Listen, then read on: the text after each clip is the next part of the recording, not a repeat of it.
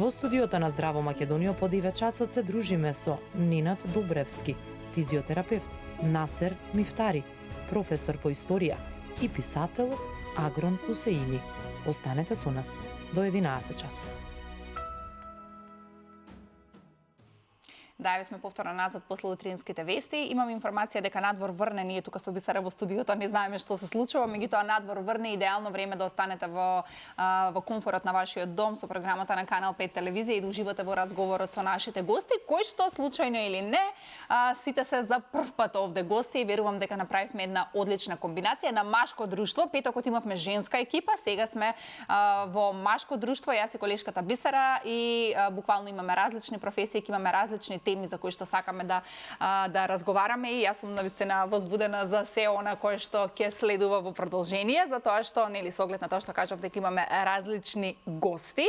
Да речеме ќе започнам од човекот кој што седи веднаш до мене и кој што е автор на неколку книги за кои што ќе зборуваме, човек кој што пишува за научна фантастика, нешто кое што лично не е нели јас не преферирам тоа, меѓутоа има и како публика кај нас во Македонија за научна фантастика, за некои хорор примеси. Баш сум возбудена да дознаам малку повеќе. Го имаме Агрон Усеини, автор на, па не знам, ќе се каже на колку книги, веќе не знам точно. Агрон, добре дојде. Да, благодарам за поканата, добро ја најдов. Како се кажи ми? Добар е, врнежливо. Добро, пријатно во наше друштво. Да, пријатно во ваше друштво. Така, да, баш ми е драго што си тука, спомнав нели дека се за прв пат тука, ќе позборуваме малку повеќе за твоите книги во продолжение.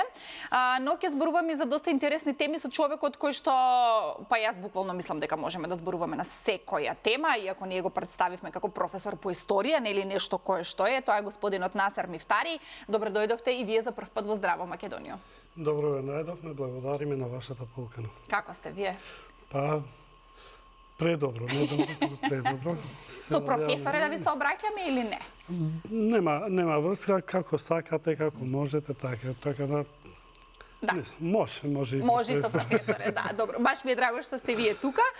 Исто така драго ми е што во студиото ни се придружува и физиотерапевтот Нинат Добревски, човек со кој што јас лично имам многу позитивно искуство со моите болки во грбот, ама верувам дека и многу други пациенти како мене имале позитивно искуство. Нина, добре дојде во Здраво Македонија. Добро утро, добро ве најдов. Фала на поканата. Да се видиме и на мој терен, доста ја само таму кај тебе на тоа столчето, на тоа креветот. Сега си ти кај мене.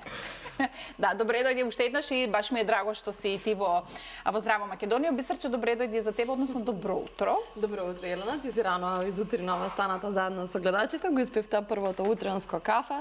Јас се придружувам тука заедно со гостите, верувам дека ќе уживате и вие, драги гледачи. Направете си го и второто утринско кафе или какао, чај, можеби се она што сакате да пиете ова утро и уживајте во разговорите кои ги подготвивме за вас. Елена, како што кажавме, одлични гости. Да, јас се разборав после кафето да ме видиш на Сабајле каква ви. Добро утро. А сега устане за. По-добро понеделнички, од кафето. Од кафето е. Јас би сакала да почнам со Агрон, затоа што седи веднаш до мене и кажавме нели дека за научна фантастика мистерија, научна фантастика. Пишуваш за мистерија, некои хорор елементи, што е навистина многу необично, затоа што многу писатели, многу автори ни поминале кај нас во емисијата и мислам нели има конкретен некој жанр кој што во Македонија се провлекува, нели од романтика, од self-help книгите, меѓутоа за научна фантастика не се сеќавам некој да бил. Кажи ми како тебе ти дојде до идеја да пишуваш за тоа, можеби имаш, не знам, бујна фантазија? Да, имам бујна фантазија, да. Јас сам пишувам долго време, уште од млади години, прво со некои кратки приказни, после тоа почнав да ги разглобувам се повеќе и повеќе. И во 2021 всушност ја објавив првата книга, тоа е Овириум, научната фантастика за која што зборуваш. Тоа е серијал, две книги се досега излезени, некои 3 треба да бидат. Трилогија. Да, трилогија и до тогаш не бев сигурен нели дали сакам да издадам книга, не знаев што ме очекува, не го знаев целиот процес и имав трема, затоа што друго ти да се ја пишуваш, да се ја читаш, а друго да ја дадеш на издавач на нели као манускрипта со цел да нели да прочита, па да те викне и сите тие работи. Да ти најде некоја мана, сигурно Да, го имаш да, тоа, да. леле, нема да му се допадне. Да, така си мислев, но за среќа нели ме викна и ми рекоа као прилично сме воодушевени од приказната, вакво нешто сме немале кај нас до сега. Со 3 ми беа издадени со паблишер првите 2. И така почна целата приказна и Доби ти не само да, доверба. Да, добив, да, многу беше добро прифатена Овириум, првиот дел. Беше дури бестселер првиот месец, премногу луѓе ме контактираа, млади, постари, без разлика, мислам, моја генерација и се изненадев колку тој жанр всушност луѓето сакаат да го читаат кај нас. И така продолжив со вториот дел. После тоа направив подолга пауза, се до новата книга, тоа е Джилиан, за која што, нели... Таа е последната Да, таа е книга. последната. Ова не е научна фантастика, значи ова е драма и мистерија и некој магичен надреализам всушност. Во книгата се работи за нели млада жена која што се соочува со канцерот повторно после 10 години. И безнадежна е заради тоа што нема решение и кажуваат имаш уште 5 месеци да живееш и по препорака од низина најдобра пријателка, оди кај жена која што наводно магично може да ги реши сите тие работи. И жената ја праќа на Блискиот Исток, во еден забранет град кој што стварно беше забранет до 2019 година. Каде кој? Се вика Ал-Хегра или денеска е познат како Ал-Ула, всушност во Саудитска Арабија и многу е као туристичко местото.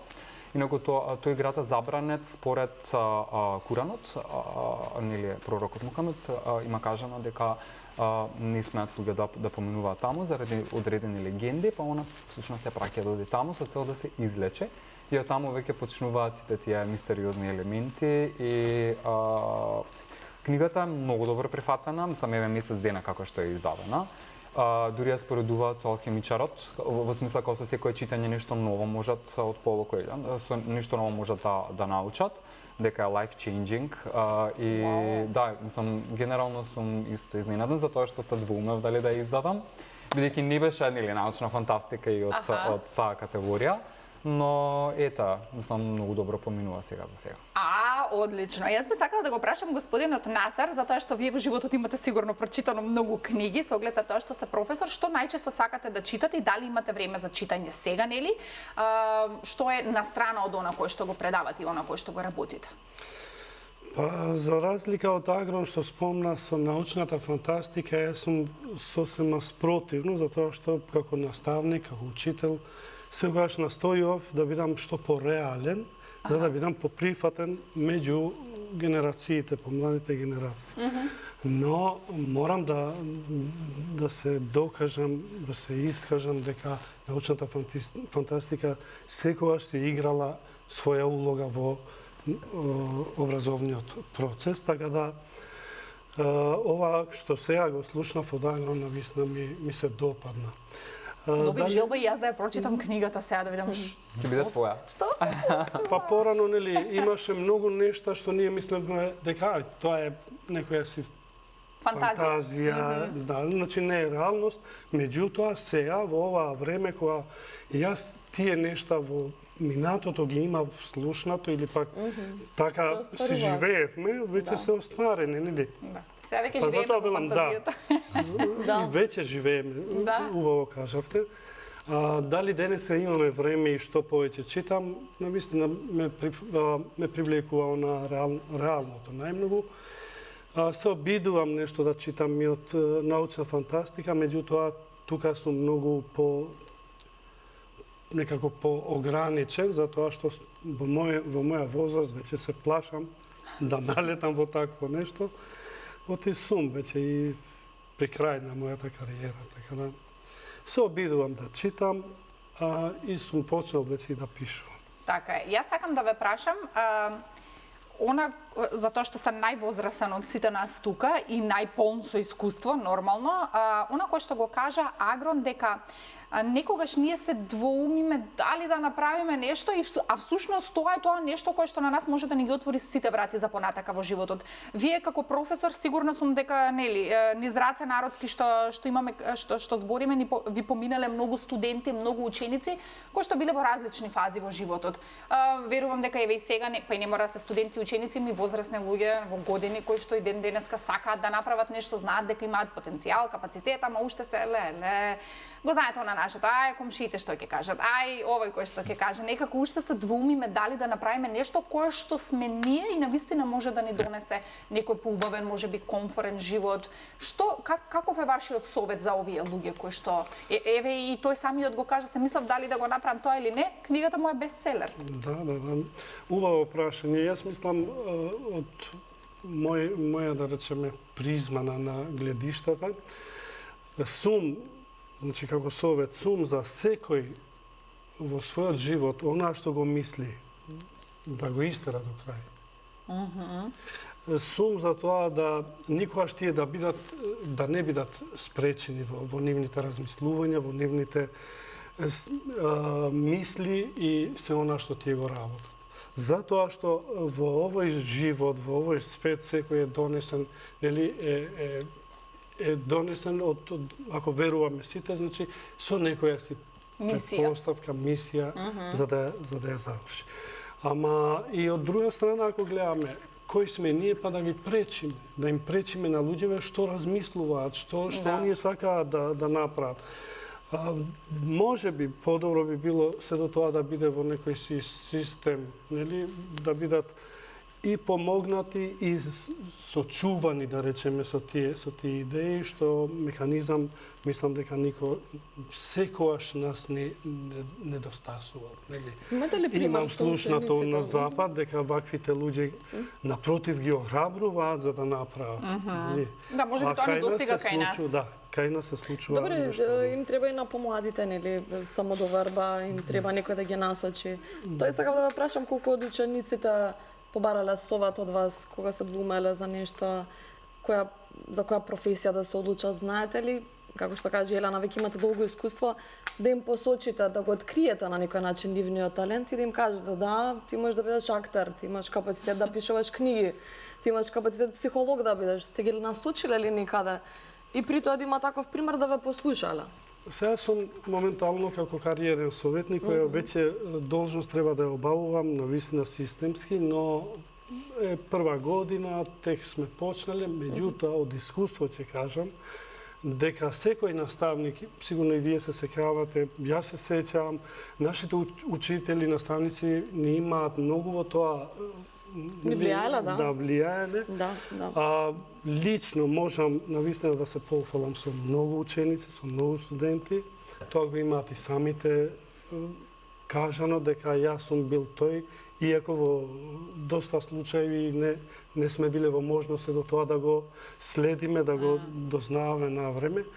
Најновото е што сега таа е студентка, а веќе работи како вас, значи во медиум, телевизија. Јас можам слободно да речам јавно дека таа се заблагодари дека јас сум бил тој што направи таа да биде таму.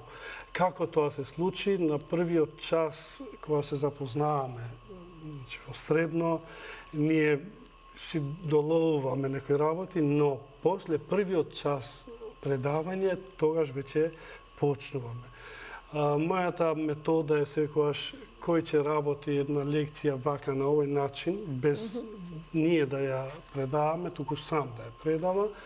Имам најмногу поени, тоа е мотивација на некој начин. Таа испадна првата да ја направи презентацијата и презентацијата не беше само она што мене ме задоволи од стручен аспект, туку ме задоволи со многу нешта кои ги видов кај неа. Значи, како да се изразам, значи, интонацијата, па Капацитетот сте го изгледот, виделе, на вистина, да, и викам, ова ти е супер, од како Ова ти е супер, ти си за на телевизија. Ама да знаеш дека имаш талент за вакво нешто и никогаш да не го исклучуваш од себе како нешто. Да, ќе зборуваме И на крај за вашите искуства и за тоа што значи да се биде кариерен советник. Јас би сакала Ненад да го прашам дали Ненад од мал знаеше дека ќе биде, да речеме, физиотерапевт и како се охрабри да биде физиотерапевт? Физиотерапевт може би не, меѓутоа имав желба за доктор да бидам. Тоа е насоката, добро, нели? слично е тоа е тука. слично е насоката. А за физиотерапевт се охрабрив, па едноставно масажа по дома на домашните и Така се почнува. така се почнува, да, и пофолни зборови од дома и така испада. Дали те тераат твоите родители ти да легнат на земја и ти да ги газиш со нозете? Јас тоа се сеќам денеска моите мама ќе легне. Ај тука Не ме тера. Кај те. Тоа беше Ама ние не масажата сме у тоа време. Масажата, да. Со нозете. Така почнува со нозете, после со рацете.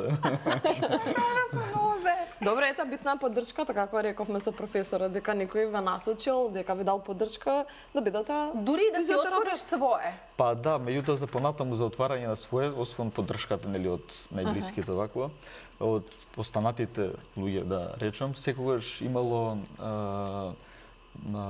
замерки као стилот зашто ќе отвориш, дали е момент сега, дали има не е, али трошоци. меѓутоа али Тие меѓутоа нели замислата за тоа што треба да се биде и нели за некое време и како И да се желбата, така, претпоставувам. да, и тоа ме натера да идам напред еде. И сега се отвори до теретаната. Не дај Боже нешто да се случи во теретаната. Оп, еве му клиенти. Не дај Боже, дај Боже. Нема повеќе работа. Добро да се истегне некој мускул. Јас имам позитивно искуство со Ненад затоа што мене никад во животот ништо не ми се случило, освен еднаш кога ми падна една крпа во кујната бисера и само што се наведнав да ја земам и не можев да се исправам. Толку беше. Ама како си се наведнали клекна за да ја земеш? Па, се Али така не Видиш кој учел? И да редни. Кој ги следам утрински? Така. И ништо, не знам како преживеав таа вечер и наредниот ден се јавив кај Ненад, дојди да ме спасиш, не можам да се исправам. И човекот масажи тука, не знам што ми правиш. Акупунктура правевме така. Ма и акупунктура и све. Сакам да те прашам колку има, еве ќе зборувам и за повозрастните, меѓутоа и за помладите. Што најмногу патат? Еве јас кичма, грб тука, тоа е тоа. Најмногу во последно време болките во кичмата, во долниот дел од грбот и болките во вратот. Сето тоа се должи, вратот, сето тоа се должи на недоволната физичка активност, на работата од дома, работата на компјутер, 8 часа во седечка положба, недоволно колку е активен организмот, се јавуваат тие проблеми. Тоа не настанува од денес за утре, настанува Со тек на време. Со тек на време. Можеби во последните 10 години се повторувале тие положби на телото, каде што дошло некои дегенеративни промени, слабост на мускулатурата, а доволно е само 15-20 минути во денот, физичка активност за да се спречи тоа. Да.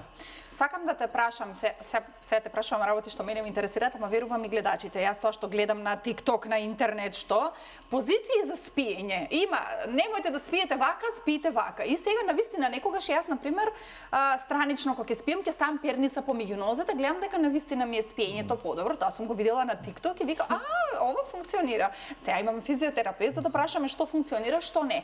Нели, ортопедска перница да биде повисока е малку поубаво, да биде ниска не е убаво, или да не спиете воопшто на перница, пак не е добро. Ај вака да зборуваме за позициите на спиење. Треба ли нешто под грб да ставаме, не знам, меѓу нозе да ставаме, нешто странично ли е добро, на стомак ли е добро? Така, вака, значи, освен, како што кажа, за перница помеѓу нозете, каде што се прави некоја релаксација на долниот дел од кичмата, нема притисок, другите положби се индивидуални. Зашто? Затоа што, например, не може иста положба да има да му одговара на човек кој што има 130 кг и некој што има 70 кг, да речеме. Перницата зависи од физиолошките кривини на рабетниот столб, не сме сите исти, па секоја перница не одговара кај секого. Не може висока перница да одговара кај сите нас тука Не ми исто, одговара. да. Висока не ти одговара? Така да Не, ја не сакам високо. тоа е индивидуално, меѓутоа при може да се каже дека со перница меѓу нозете, тоа е добро, нели, такво спиење, и при вкочането во грбот или тешкоти во грбот е добро да се спие на грб или да се одмара, да речеме, на грб, на потврд душек, затоа што тогаш со свиткани нозе и легнат на грб, тогаш имаме една релаксирачка положба на долниот дел од кичмата, дрветниот столб. Така да индивидуално е, значи, спиењето, положбите се индивидуални, освен, нели, перницата помеѓу нозе, каде што прави релаксирачка. Мене тоа ми помага. Дури има на интернет пернички, па стави и така сум купила, па на ногата со ластик, да не ти паѓа, да не ти мрзне. Да не ти бега. Подобро ми е, и тоа уште сакав да те прашам, има некако ластици тука што се носат како на рамената за да бидеш поправ, дали да нарачувам. Тоа не е прашањето. Доколку има искривување, ти немаш искривување на... Од кај знаеш, не сум дошла одамна. Ќе направите преглед, па после ќе видиме, да. Нема вака и право да се движиш, пошто ние цело време ова го правиме. Вака или на телефоните и сега, нели, странично ако ме гледаш ти вака во грбот, јас сум, а треба вака да имаме движење. Добро е тоа, нели, мислам за појасите или стегачи, нели, за исправување на рабетот, меѓутоа не треба, да речеме сега овде си 8 сати на работа и 8 сати да се носи тоа, затоа што имаме пак контраефект, имаме после до атрофирање и слабост на мускулатурата, затоа што нема активност на грбната мускулатура тогаш, само имам исправена положба и доаѓа да слабе мускулатурата. Тоа се носи повремено, да речеме 1 час, 2 часа, па во текот на денот. Али дека може да помогне, може да помогне. Ма ја и оваа кравата ја носев, како се викаше? А шанцова кравата? Да, што немам мозок. Значи, одличен гостин се погоди, одличен гостин се погоди за Јелена да слушне што Ама треба да... верувај ми, Бисера, секој втори има некој проблем, еве нека ти кажам. Сите имаме, Да, со долниот дел на кичмата, мислам со години веќе како дискус хернија го викаат. Дискус хернија, да. И тоа со спиење перници измеѓу нозе ми помага и исто така на тврдо, ама јас на пример на јога мат легнам. Така е, така. Кога правам, кога си стегнувам и лежам известно време на грб со свиткани нози, стварно тоа помага. Значи сите сме за кајнената. Ќе имаш многу работа после емисијата. Буквално. Прво ние, после тоа другите гледат. Сакам да те прашам околу, го спомена на почетокот вратот, кичмата, дека има проблем околу крцкањето на вратот. Нели знаеме да ева Јелена ги пука прстите ги измугна. Тоа е тоа истото и со вратот, да. Не беше намерно, меѓутоа ева тоа не е некоја навика. Пукањето на прстите, крцкање на вратот безболно, меѓутоа дали е безопасно? Страшно е. Дали е безопасно? Страшно е, мене ме крцкал.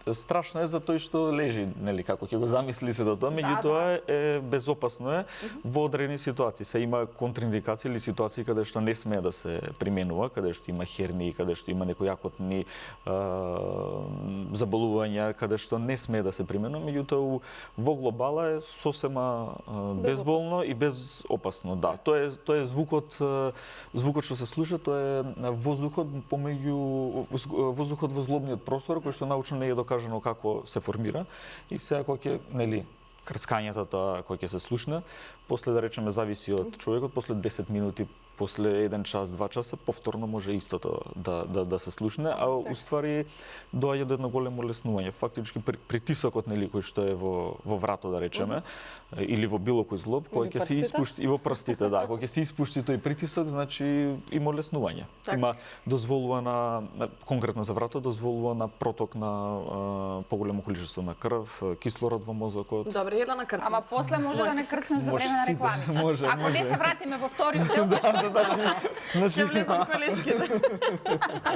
Отишло вратот толку. И да се вратиме кај Агрон, се нада и ти кај Ненат. Да, јас ти кажувам, еве реклама му правам, јас сум била мислам од искуство, после сите рака за рака кај Ненат.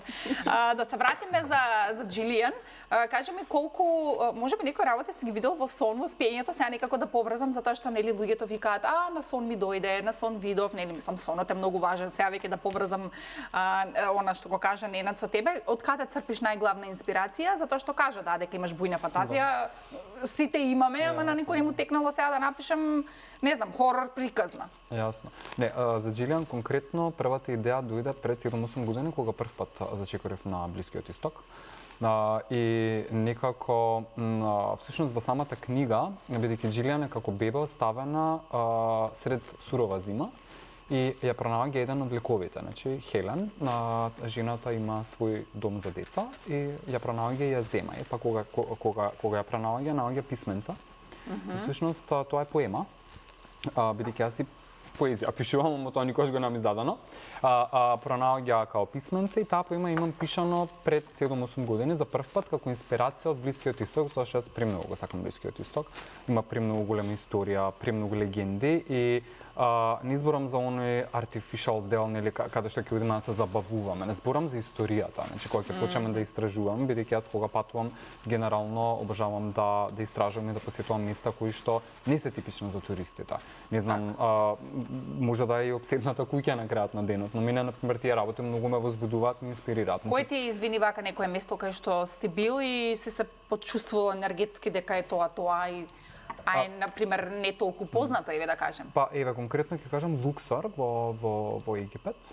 Тоа се храмови кои што ги имаат изградено, големи столбови кои што ги имаат изградено за животот после смрт и за фараоните. И енергијата таму, например, додека, нели, кога чекориш низ сите тие огромни столбови кои што се толку прецизно направени и сенка држат на сред таа жештина, значи толку многу се позиционирани што сонце не те допира додека чекориш меѓу нив.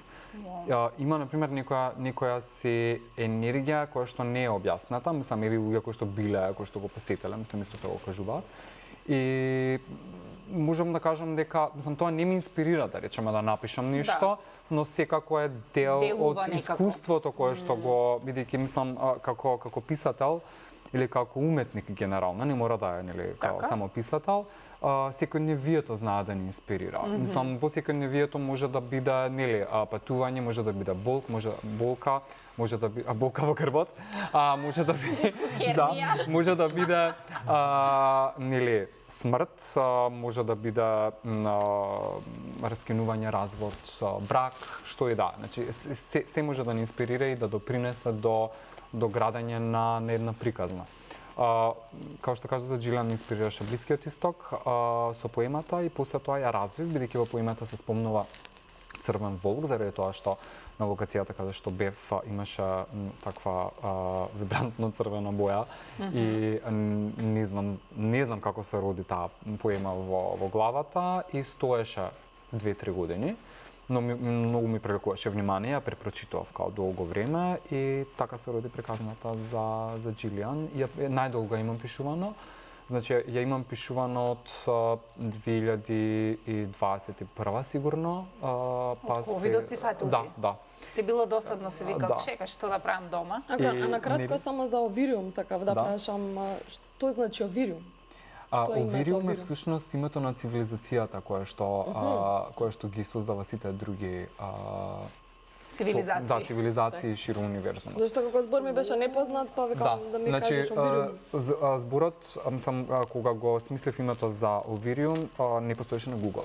Значи кога ќе пишеш овириум, zero search, zero results. Значи, тоа беше дури и од 3 ме прашува од каде инспирацијата, не знам, така си дојде. На сон ти се јави, кажи. Не ми се јави на сон. Ми ја кажа вештерката од Джилијан. Ете човек со кујна фантазија кој што го работи тоа за што е роден, да пишува, да креира и да создава. Да, така. Секоја чест. Ништо наредно гостување кога ќе прочитаме книгата, па ние да подраскажеме тука нешто. Ти да тогаш ова е твое ми посвета. Ти благодарам многу. Да, јас ќе ја прочитам секако книгата и ќе споделам, нели, свој ревју. Кажи ми само каде може да ја најдат гледачите книгата, каде да ја купат? Да, книгата може да најдат во книжарниците на Антолог и литература, исто така и Сакам книги. Браво. Значи и онлайн може да ја купат од литература и од Антолог. Јас би препорачал да одат во Антолог заради тоа што нели со поплавата им се случи на Антолог трагедија.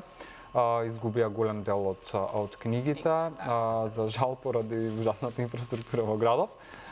И се обидуваат да застанат на нога, доколку можат, нели, гледачите, доколку ги носи патот на Антолог, кај Јосип Броз има книжарницата, средното училиште, можете од кај нив Да си директно ја да земат купите и не само Джилиан, мислам, можете да купите и други книги. Било која, да, Да. еве ја како изгледа. Следно прашање е еве, значи одете во антолог. Следно прашање ми е за професорот. Вие кажавте дека и вие почнувате да пишувате или веќе сте почнале да пишувате книга? Имам напишано, значи, една збирка на поезија, таа беше првата, па браво, уште една втората уметничка е душа. една монографија за брат ми кој е првиот учител со учителска школа во селото, родното село.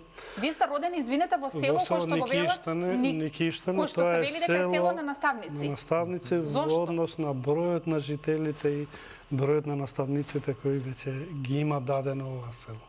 Вие сте родени Во во Никиштане, да. Не, сакав да кажам, во фамилијата веќе сте имале наставници вака во... Мојот брат и јас имаме разлика во годините 20, значи тој ми беше дури втор татко, нели? А по-возрасен е братот. Повозрасен, да. Така да, он како учител во селото, а и во семејството има многу придонесено, има многу влијаено во сите нас, така да ми дојде инспирација како да стигнам до нешто да тоа биде напишано. А како трето веќе работам на тоа, една монографија за селото, моје родното село, така да ќе се обидам да соберам што повеќе информации, да биде тоа повеќе историски и социоекономски нормално, за да ги внесеме нештата каде беше, каде е селото и каде е А каде се наоѓа? Еве јас на пример не знам. Селото Никиштане е многу блиско до овдека, значи само 8 километри. Тоа е меѓу село Кучково, Грачани, Ормани, Волково, во тој дел. Значи ние сме, ако земеме со граница, сме скоро најсеверно од Скопје, со границата со Косово. Едно село кое претежно се занимавало со земјоделство и други Столчарство работи, на времето тоа било. но не село кое веќе економијата е изградила од тоа, туку село кое после војната почнале сите да се вработуваат тогаш наречена државна работа и тоа веќе администрација. Да. Има колку луѓе има сега, колку жители има во селото? Одите ли натака? Околу 1400-1500 жители би требало да има. А каде сте сега со живење? Јас сум веќе во Скопје, во град, иако куќата ми е таму. Таму. Сакав да ве прашам, прочитав во едно интервју некаде дека навистина ја сакате екокултурата, навистина сакате да живееме во и така треба, мислам, сите сакаме да живееме во чисто Скопје, во незагадено Скопје, во неизградено Скопје и нешто кое што го практикувате е тоа да помагате да се поткрене таа екосвест. Дури знам дека со, не знам дали со ваши студенти низ Чаир имате некои акции правено. Да. Па ние вообичаено, нели, вие се сеќавате кога сте били ученици, па и студенти, сегаш наставниците ги се обидува да ги опфаќат сите нешта, нели, во животот. Така да екокултурата ни е неопходно дел наш, така да било кај што бевме и во село додека бев и во другите села кај што работев, се обидував таа Свест да ја кренете. Свест да работиме околу тоа. Па од кога дојдовме во Скопје, сега во малото, каде што јас живеам, видовме дека не се одржува доволно, иако тие се стари мали. Тоа е старо мало газибаба, кој е изграден сигурно уште од средниот век, па така со тесни улички. Но не беше тоа цел, дека не можевме ние да ги прошируваме тие улици, ама тоа што е да ја одржуваме, да биде чисто и така. Првин, како идеја, дојде како тие деца да ги некако превземеме, за да имаат подобар живот во малото. Па од тоа си појдовме на ајде да видиме што можеме да направиме, дали можеме да го очистиме, да ја очистиме оваа уличкава.